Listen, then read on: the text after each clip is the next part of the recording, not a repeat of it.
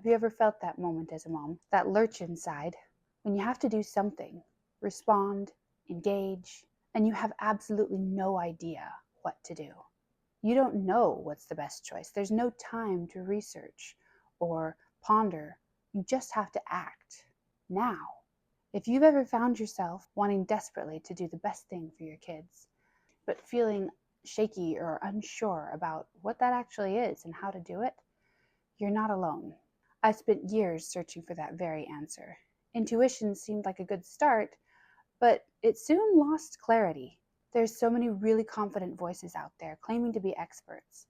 But before I knew it, I was deep in the weeds, looking at paths that seemed to go in opposite directions, while each claiming to be the best or only way to get where I wanted to go, which was healthy, happy children who grew up to be free adults without losing myself in the process. Hi, I'm Morgiana. I have 8 kids, and in this video I'm going to share with you what I've learned from reading 50 parenting books, so you don't have to. Actually, it's way more than 50. 50 is just the number that I have on my shelves right now here at home. But let me save you years of research and give you the most important keys for any situation, no matter how urgent, unexpected, or unusual. Please take a moment right now and like or hit that subscribe button. It really helps the channel to grow and helps this message to get out there to help more mothers like us. When I had my first babies, I was deeply into attachment parenting, gentle parenting. It felt so right intuitively, so gentle, so connected, so happy and peaceful and safe. I loved giving them everything they wanted, everything they needed, and knowing it was right. It was very fulfilling and very enjoyable for me. The tenets of respect and of listening to them resonated deeply within my heart. Then my baby, my sweet squishy little baby, became a toddler, and I realized that it wasn't enough anymore to simply let her do and be whatever came to her mind. It wasn't convenient for me, for sure, but it wasn't good for her either. And so I drifted more into the camps that seemed to say, if you do A, B, and C, then you will end up with X, Y, and Z.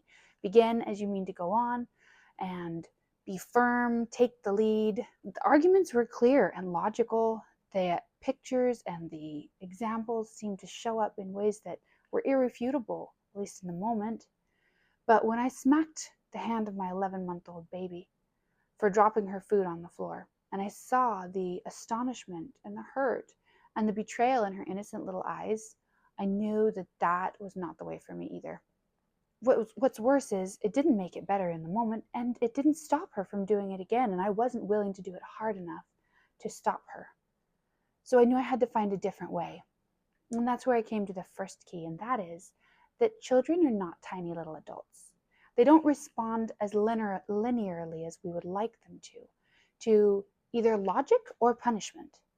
They have their own way of experiencing this world, and it's worth it to stop a moment to consider how that is. This fundamental point is missed equally by the gentle, permissive parenting and the tough love, deeply authoritarian parenting that's more rigid and strict. Children are incredibly sensitive little creatures of intuition. They're body-based beings, not mind-based beings. They have a capacity to live in this world in a way that most of us have forgotten and are buried as we came into a more conscious way of being. Their capacity to learn is almost unbounded, but it's not top down. It's not verbally mediated or rationally or logically laid out. For many years, even an incredibly precocious toddler, like my eldest was, who could say all the right words and knew all the right answers, is only playing a game you taught her. She doesn't comprehend it or know what she's talking about the way an adult or an older child would.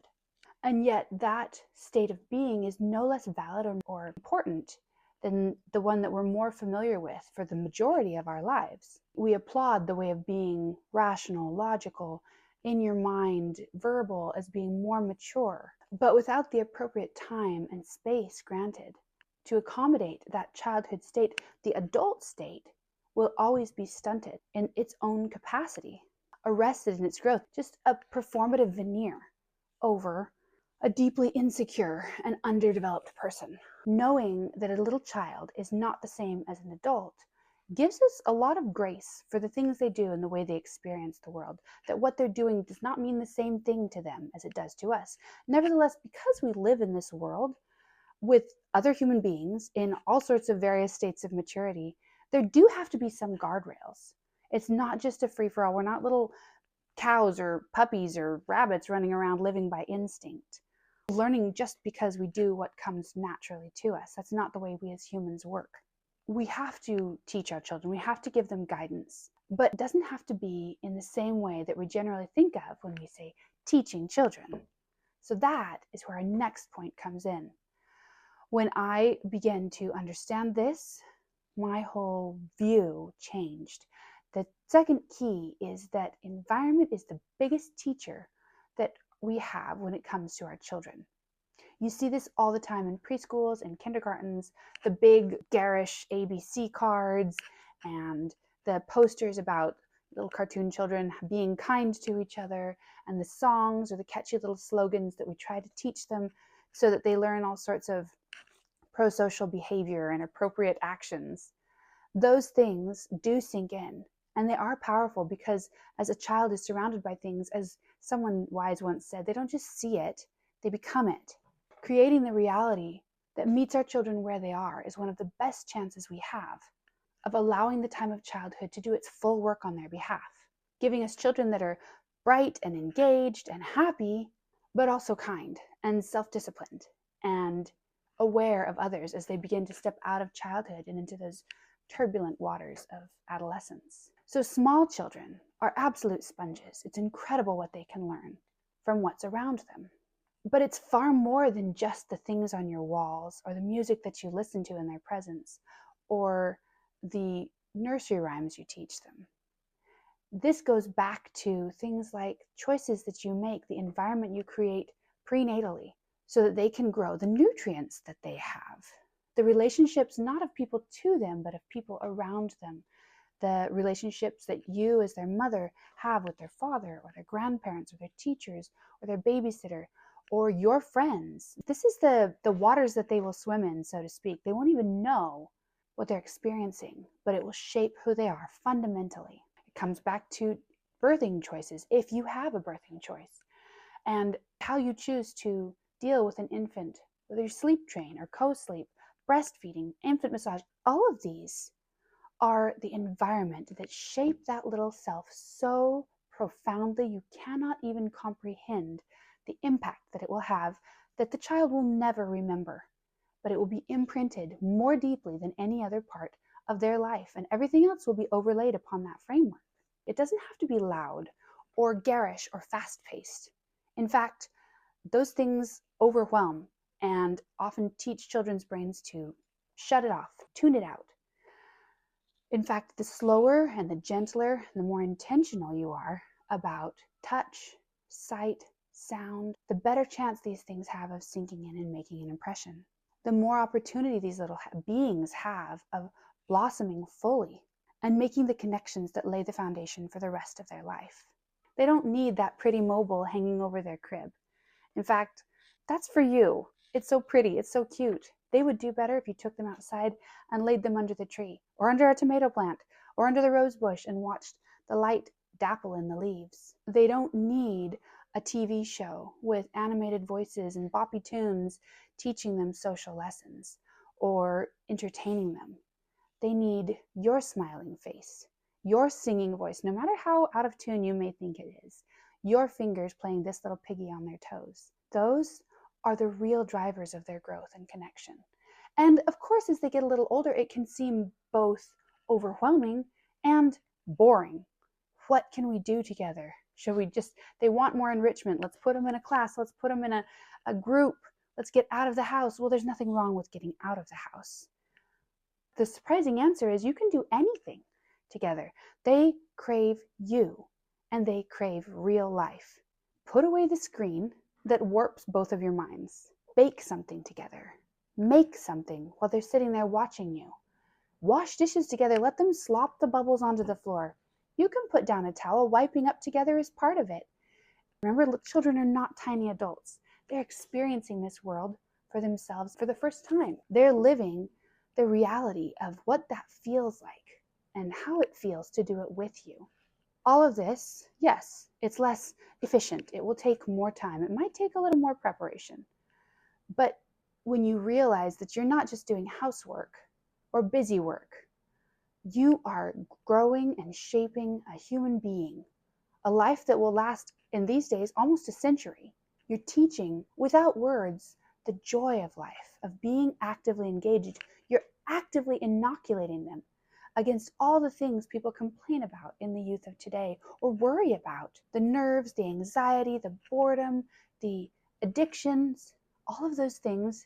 You didn't know that, but the environment that you build and live with them is teaching them how to live in this world. And if all else fails, take them outside and let them get dirty. Let them play in the mud. Let them practice walking on the back porch bench. Let them play risky play and make up games that has no basis in reality. This, of course, isn't precluding academic learning to read and write in its proper time. But the most intelligent and long-lived species on this earth have the longest childhoods, and they engage in the most play. So why would we want to cut that short? Why would we want to take that away from our children and make them fit into the suit of what we think adulthood should look like sooner? The child herself will give you plenty of clues when she's ready to step into a different stage of life. Reading and writing are important skills. Math, it's no contradiction to hold both of those things at the same time. But this isn't all, because even if we have a wonderful environment, even if we know that children are not tiny adults, if that were enough, then the Lord of the Flies would be a paradise, and we would just leave our children outside to roam and be wild and feral, and that would be all they need. It's not.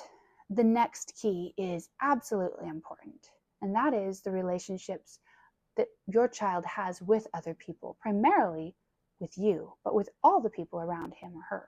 Back in the 90s, when the communist countries opened up, particularly, the world was astonished when news agencies went in and discovered orphanages where children were literally wasting away, not because they didn't have food, not because they had physical lack, but because they had relational lack. It was literally starvation of the heart.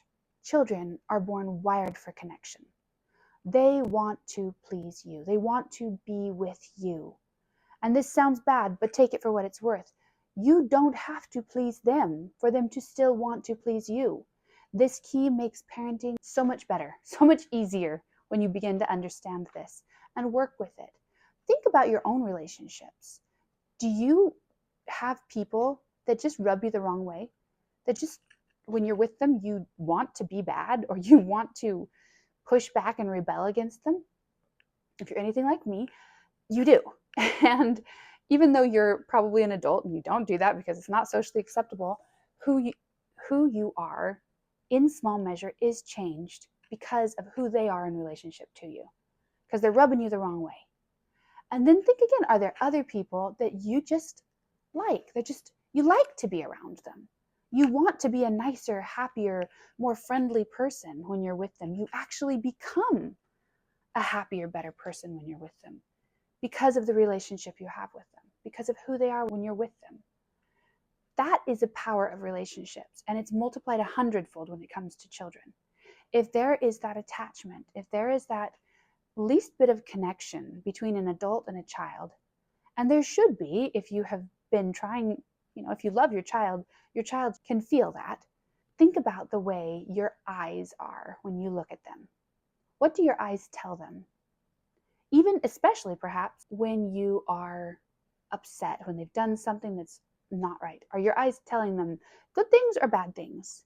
Are your eyes gentle? As Dr. Gordon Neufeld says, do you invite them to exist in your presence? What do your hands say when you touch them?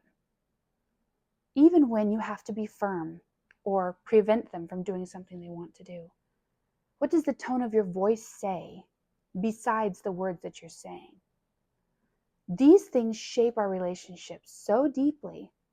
And if we take it out of the expectations that come with parent and child and into the intuitions that come with relationships, it becomes a whole lot clearer how to be the kind of parent that children want to love. This is not manipulation. I'm not talking about withholding praise or showing. I'm not talking about manipulation.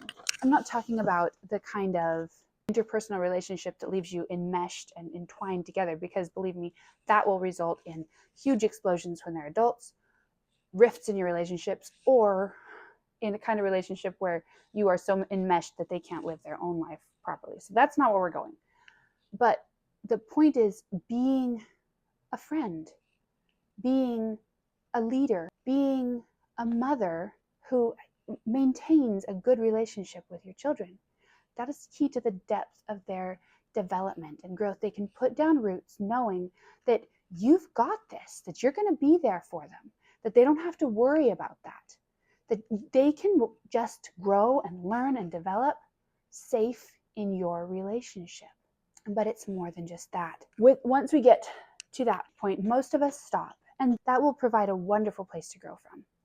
But there is one more key, one deeper key that actually underlies them all, because if you can get this last one right, you can survive and even thrive, or your child can, in situations where the atmosphere, the environment is not optimal, in situations where the relationships struggle, in situations where perhaps the adults do not actually have a clear picture of what child developmental growth actually means and looks like. If you get this fourth key right, then you will unlock the future for your children. And this is what it is, so listen carefully. Your child will grow up and probably do what you have taught them to do. Maybe not. But whether they do or don't do what you taught them to do, they will become who you are. That is the key. Who you are is the last, most deeply important thing that impacts your child's growth and development and every single situation you find yourself in. So these children are body-based, intuition-based, even up into their adolescent years. They're far less rational, but they're capable and they're aware on an emotional, interpersonal level that as adults we often forget about or discount or explain away using our rational logic, even if we are using that capability. They don't always know what's good for them. They don't always have an errorless calculation when it comes to understanding people. But they know who you are. They can feel that, and they will become that. If you are confident, your children will grow up learning to be confident. If you are truly kind at your heart, your children will grow up to be kind. If you are not at peace with yourself, your children will not find peace in their own selves. If you are self-aware, your children will probably grow up to be self-aware. All of these things, what you want for your children is who you must become, while still providing the relationship, the environment, and the understanding of their development. These things can be a great gift if you come by it naturally, and can seem completely overwhelming if you come with any level, as most of us do, of trauma, of relational wound, of insecurity. Believe it or not, most of us have those problems. The power in this concept is that those things lie squarely in your hands. You can do something about it. If you don't know how, go check out my course at nurturingmothers.com.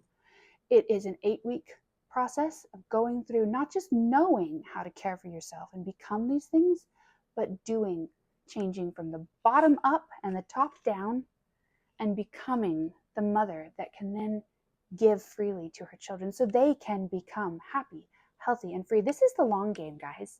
This is not just about getting through the potty training or the toddler years or surviving the multiple questions of early childhood. This isn't just about surviving teenagers and launching them on their way. You don't stop being a mother because your children have left your home. This is about them being able to thrive now and in the future, and you being able to thrive now and in the future. So click on over, see what that is. The masterclass is one of the first things I made, so it's very raw and rough, but it's true, and it can transform your life and your mothering if you'll let it. I'll see you in the next video.